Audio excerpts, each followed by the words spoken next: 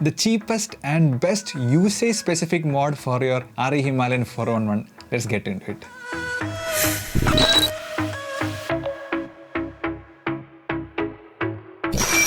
Hey everyone, welcome back to another video. So when I was going through some forums related to the RE Himalayan 411, especially forums from abroad, I found some users were suggesting 16T sprocket for the Himalayan 411 to make it more touring friendly and city commute friendly.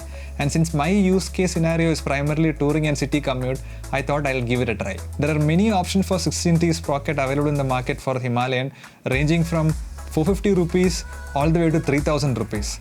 Now I wanted to give it a try first. I ordered the 450 rupees one and I thought if I like it then I'll invest in a better one that goes for around 2500 or 3000 rupees. So the one that I got is from a company called Lone Ranger and it is available only on Flipkart.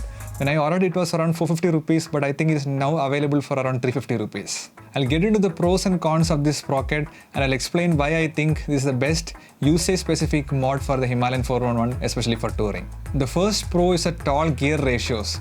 Now the gear ratios become so tall that you need to change from the first to second gear at around 30 km per hour, second to third around 40 km per hour, third to fourth around 60 km per hour, fourth to fifth around 80 to 90 km per hour. This makes touring on the highway much relaxed and comfortable, and you don't need to frequently change gears in the city commute. The second main pro that I noticed is a lesser stressed engine. Since the gear ratios are taller, the engine sits at a lower RPM, around 200 to 300 RPM lower than the stock setup at a particular speed.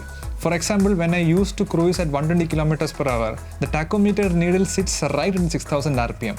Now with the 16T sprocket, when I cruise at 120 km per hour, it sits somewhere between 5000 and 6000, around 5500 RPM. So at higher speed, the engine sits at a lower RPM, so it feels less stressed and cruising on the highway becomes much more comfortable. The third main pro that I notice is less jerky engine braking. Because the RPMs are lower, with the 16T sprocket, I've noticed that the engine braking is smoothened out or evened out uniformly. The sudden jerky engine braking when you cut the throttle or the sudden jerky movement when you downshift is completely smoothened out and evened out, so that the bike overall feels much more smoother during downshifts and during engine braking. The fourth main pro that I noticed is better fuel efficiency. Now this came at a surprise to me. I wasn't totally expecting it. Even though I didn't check it accurately, I think the mileage improved by around 2 to 3 km per liter. I think it's mostly because the engine operates at a lower RPM at all times. Maybe that's why it gives a better fuel efficiency. Now coming to the disadvantages or the cons of the 16T sprocket. The first thing is the reduction in the low end torque. Now because of the higher taller gear ratios, increase in the teeth in the front sprocket shifts the power and torque to the higher RPMs. So you lose a little bit of tractability and low end torque in the lower RPMs. Since the Himalayan 411 being a long stroke engine, and it having enough tractability at the lower end, you will not usually notice this effect, especially in city commute and on the highways. I went back to the stock sprocket because I started riding trails and dirt tracks more frequently. As I kept getting better and better at dirt, I was missing that initial quick acceleration or quick throttle response that makes the wheel spin, brake traction and slides the wheel around. I was missing that fun factor on the dirt. That is why I went back to the stock sprocket. But otherwise, I don't think you will feel that there's a lot of reduction in the low end torque and tractability, because Himalayan itself has a lot of low end torque to offer. So even if it loses some, I don't think you'll notice it much, especially during city commute or while touring on the highway. The second main disadvantage I notice is a slower acceleration. Now most of the power and torque has been shifted to the higher RPMs. You will feel that the bike is a little more slower.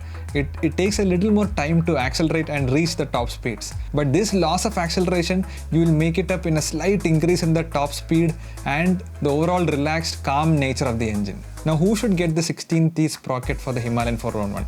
Now if you are someone who uses your Himalayan 411 primarily for touring on the highway and for some city commute, definitely check it out and give it a try.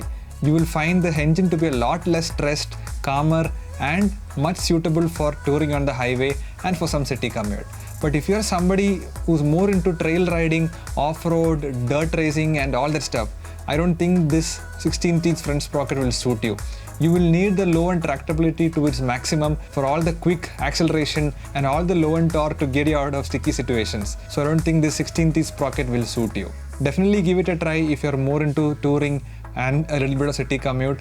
And if you're more into off-roading, then stick to the 15 teeth sprocket itself. That's it for today's video. I hope you guys liked it.